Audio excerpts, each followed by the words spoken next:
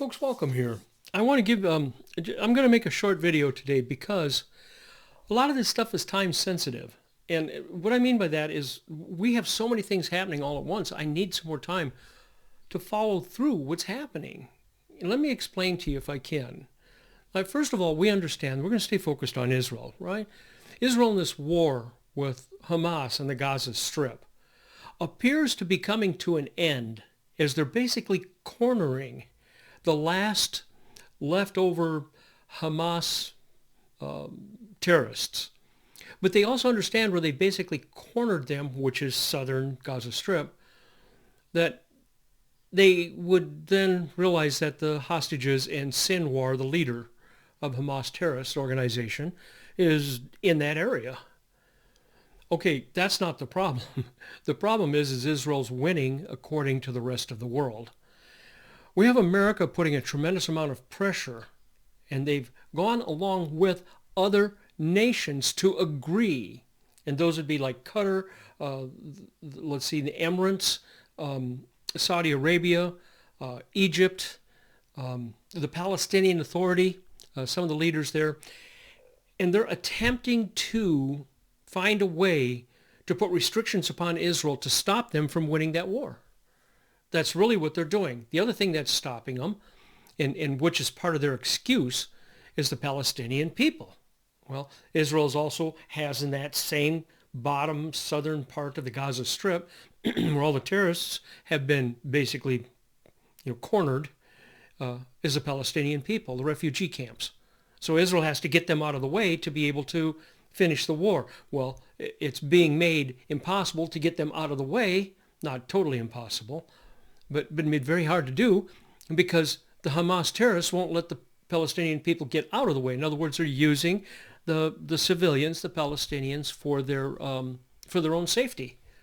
So what's taking place is Israel saying, we've got to get in there and we've got to find Sinwar, we've got to find the hostages, and we need to eliminate Hamas. And back to what I just said, reiterating, you have America coercing along with these other nations to attempt to put pressure on Israel to stop the war, stop it now, ceasefire. We need to do something immediately.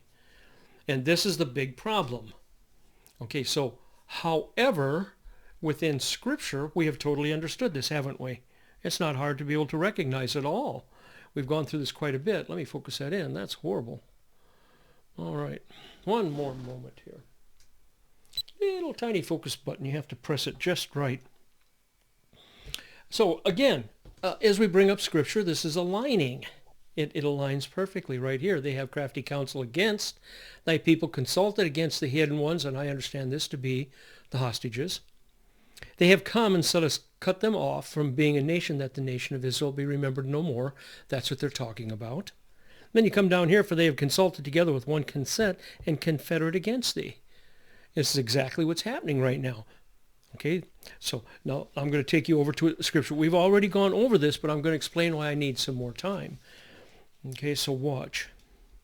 So it comes down right here. Jerusalem is becoming a cup of trembling. I think we can pretty much admit that this is fitting now. This works. It says a cup of trembling unto all the people round about, when they shall be in siege both against Judah and against Jerusalem. Well, against Israel.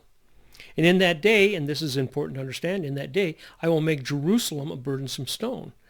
All that trouble themselves with, all that burden themselves with it shall be cut into pieces. Here you go. Now you have Paul in 1Thess.5 3 that is explaining about a sudden destruction.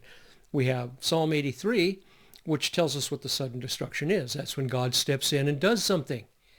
So are you catching on now? We have the point here to where what we're doing is we're seeing that a situation is building that's matching Scripture almost one-to-one, but that's still not the point. Here comes the really good part. So you understand.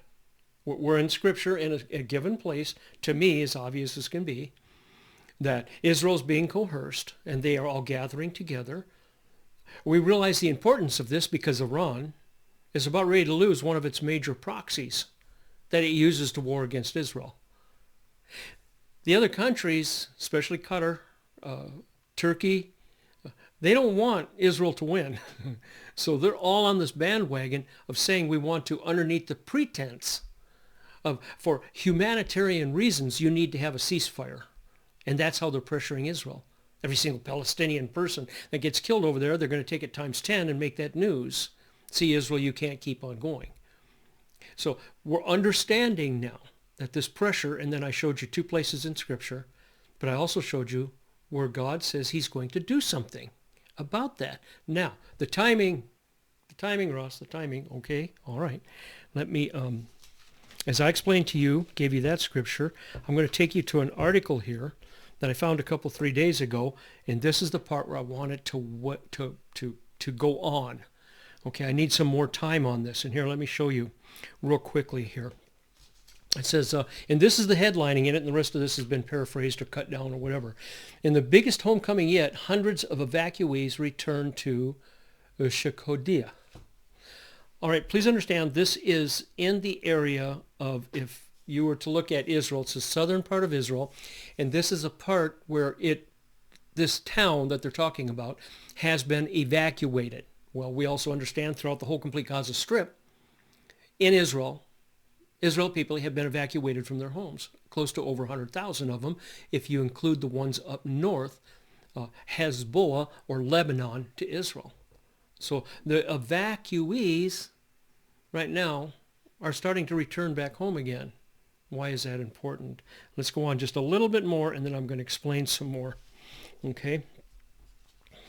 So it says 80% of the southern Moshav, 132 families, come home. Many say it's immensely joyous, even though the war is still not over. I find that very interesting. This 4 miles from the border with Gaza. Some of the residents set immediately about mowing their lawns. They're planting trees to celebrate a belated holiday that was supposed to have been done on January 25th. And the government has said it will continue to provide housing until July 1st for the evacuees.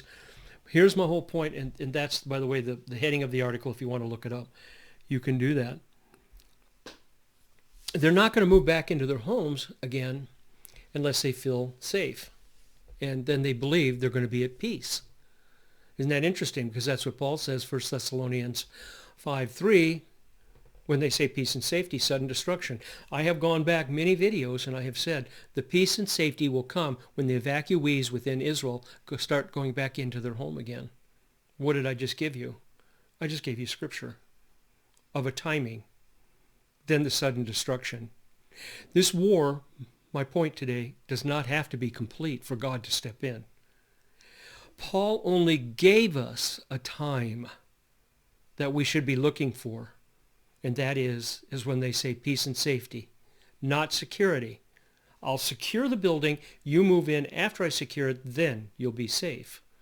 So what Paul is saying is when they are able to move back into a place and their security has been resolved, fulfilled, finished, then they will feel safe and they'll move back in again. 1Thessalonians, again, 5, 1, 3.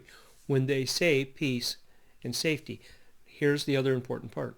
When they say peace and safety, folks are starting to move back in again.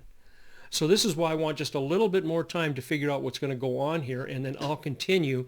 You can imagine, probably believe there's going to be some more videos here within the next few days, and I'll catch back up again. But I know I sound a little bit excited because, folks, this is Bible prophecy right before us. Everything we've been talking about for the last several years is now starting to accumulate and come together down to one point. And that's what I've been saying for a long time. And the important part is you've been agreeing because you read Scripture and you follow through, and it's given to you to understand also. And then we get together, we have fellowship, and all of a sudden this starts falling into place. Everything does. This is the most miraculous, wonderful, beautiful time. God's most perfect plan, flawlessly executed, shown to us through Scripture, but need not have to write unto us. Paul in Thessalonians talking about the time of the rapture, for you will know. Did I just not give you that? Not to ever take my word for it.